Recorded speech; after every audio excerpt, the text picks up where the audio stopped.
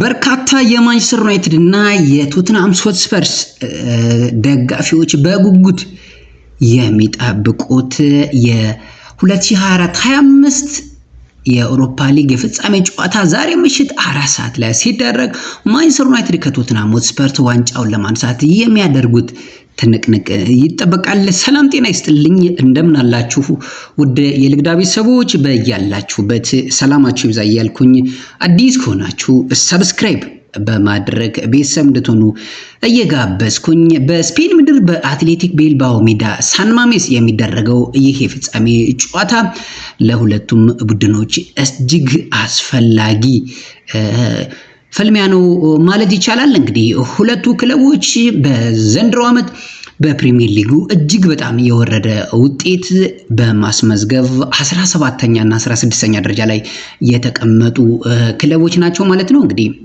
ሁለቱ የእንግሊዝ ክለቦች እንግዲህ በእንግሊዝ ፕሪሚየር ሊግ ደካማ የውድድር ዓመት ያሳለፉ ሁለቱ ቡድኖች ዋንጫውን ማሸነፍ አንድም ለቀጣይ ዓመት የአውሮፓ ሻምፒዮንስ ሊግ ተሳትፎ፣ በሌላ በኩል በውድድር ዓመቱ የተከፋውን ደጋፊ ለመካስ ያላቸው ብቸኛ ተስፋ እንግዲህ ከጥቂት ከ4-5 ሰዓት በኋላ የሚያደርጉት የአውሮፓ ሊግ የፍጻሜ ጨዋታ ይጠበቃል ማለት ነው። እንግዲህ ማንቸስተር ዩናይትድ ምንም ጨዋታ ሳይሸነፍ በአውሮፓ ሊጉ ማለት ነው ለፍጻሜ ጨዋታ የደረሰ ሲሆን ዛሬ የፍጻሜ ጨዋታውን በሚደረግበት ሳን ማሜስ ስቴዲየም ደግሞ ካሁን በፊት ማለት ነው አትሌቲክ ቤልባኦን 3-0 ማሸነፉ አይዘነጋም ማለት ነው። እንግዲህ በ2017 በጆዜ ሞሪኒዮ እየተመራ አያክስን አሸንፎ የአውሮፓ ሊግ አሸናፊ የነበረው ማንቸስተር ዩናይትድ በሌላኛው ፖርቹጋላዊ ወጣት አሰልጣኝ ሩበን አሞሪም እየተመራ ዋንጫውን ያሳካ ይሆን የሚለውም እንግዲህ ከሰዓታት በኋላ በሳን ማሜስ ምላሽ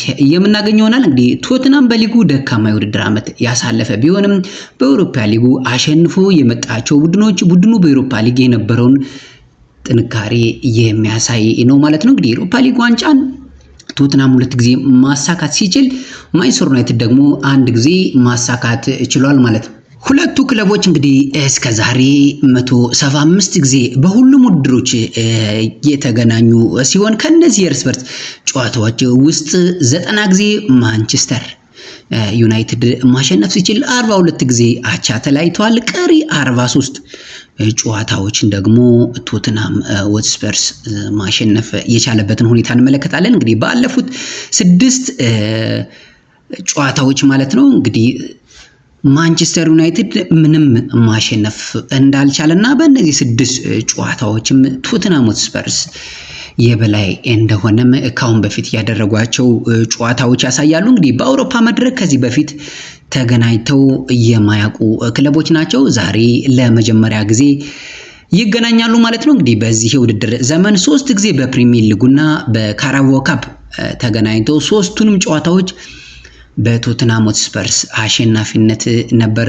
መጠናቀቅ የቻለው። እንግዲህ በእነዚህ 175 ግንኙነቶች ማለት ይቻላል እንግዲህ ዳኒስ ሎው 14 እንዲሁም ሰር ቦቢ ቻልተን 12 እና ዋይን ሮኒ 11 ጎሎችን በማስቆጠር የመርሃ ግብሩ ወይም ደግሞ የሁለቱ ክለቦች ግንኙነት ከፍተኛ ጎል አስቆጣሪዎች መሆኑንም እንመለከታለን ማለት ነው። እንግዲህ በማንቸስተር ዩናይትድ በኩል በተለይም ሁለት ተጫዋቾች ከጉዳት ጋር ይገኛሉ።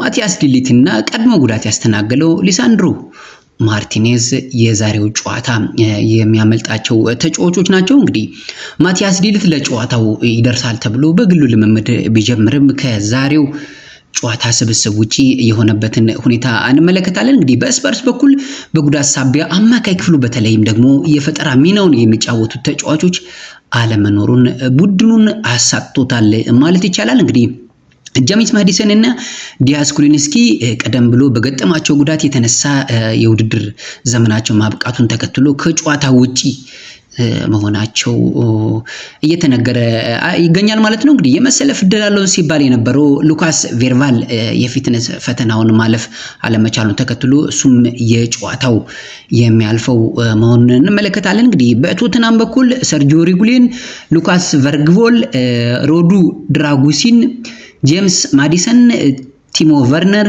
ዲያስ ኩሊንስኪ፣ ፍሬዘር ፎስተር እንዲሁም ደግሞ ሚኪ ሙር ጉዳት ላይ የሚገኙ ተጫዋቾች ሲሆኑ ሚኪ ሙር ምናልባት አጠራጣሪ የዛሬው ጨዋታ ይደርሳል ወይስ አይደርስም የሚለው አጠራጣሪ ሁኔታ ላይ ያለ ተጫዋች ነው ማለት ነው። እንግዲህ የዛሬው ወሳኝ ፍልሚያ እንግዲህ ጀርመናዊ ዳኞች እንደሚመሩት በአውሮፓ እግር ኳስ ማህበር ኃላፊነት ተሰጥቷቸዋል ማለት ነው። እንግዲህ የኔሽን ሊግ ፍጻሜ እንዲሁም የሻምፒዮንስ ሊግ የፒኤስጂ እና የአርሰናልን የመልስ ጨዋታ የመራው ፊሊክስ ዘዌር በዋና ዳኝነት የዛሬውን ጨዋታ ይመሩታል ተብሎም ይጠበቃል። እንግዲህ በዳኝነት ህይወቱ መጀመሪያ ላይ ከማች ፊክሲንግ ጋር የተያዘ ጉቦ ተቀብሏል በሚል 6 ወራትን ያህል እስር ቤት ያሳለፈ ሲሆን አሁን ላይ የዳኞች ማህበር ጥልቅ እምነት ከጣለባቸው አልቢትሮች ውስጥ አንዱ ነው። እንግዲህ ፊሊክስ ዥዋር ማለት ነው። እንግዲህ ጨዋታውን በዋና ዳኝነት ይመሩታል ማለት ነው። ረዳት ዳኛው ሮቤርቶ ኪምብተር፣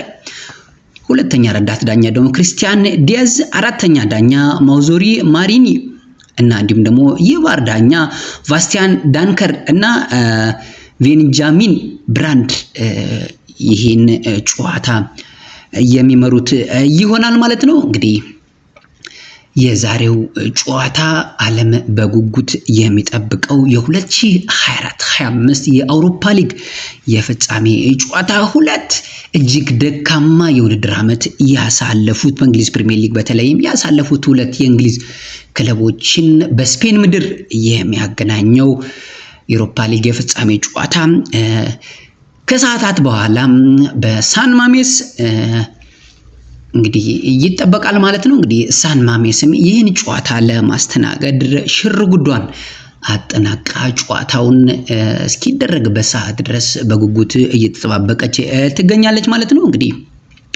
በርካታ የቀድሞ እግር ኳስ ተጫዋቾች እንዲሁም ደጋፊዎች የሁለቱም ክለብ ደጋፊዎች ማለት ነው የየራሳቸውን አስተያየት እየሰጡ ይገኛሉ ስለዛሬው ጨዋታ ማለት ነው። እንግዲህ ይህ ጨዋታ ለሁለቱም ቡድኖች እጅግ አስፈላጊ ጨዋታ ነው። ምክንያቱም በውድድር ዓመቱ እጅግ ደካማ እንቅስቃሴ በማስመልከት ደጋፊዎቻቸውን ያስከፉበት ሁኔታ እንመለከታለን። እንግዲህ በተወሰነ መልኩ ይህን ዋንጫ አንስተው ደጋፊዎቻቸውን ለመካስ ሁለቱም ቡድኖች ለዛሬ ጨዋታ ወደ ሜዳ የሚገቡ ይሆናል ማለት ነው። ከዛም አልፎ ተርፎ ደግሞ በሚቀጥለው ዓመት በአውሮፓ ሻምፒዮንስ ሊግ ተሳትፎነትን ለማረጋገጥ እንዲሁም ደግሞ በርካታ ተጫዋቾችን አሁን ለምሳሌ ማንቸስተር ዩናይትድ በሚቀጥለው ዓመት ወደ 10 የሚሆኑ ተጫዋቾችን እንደሚለቅ ይጠበቃል። ከዛም በመቀጠል በርካታ ተጫዋቾችን ወደ ክለቡ እንደሚቀላቅልም ይጠበቃል ማለት ነው። ይህንን ለማድረግ ደግሞ ግዴታ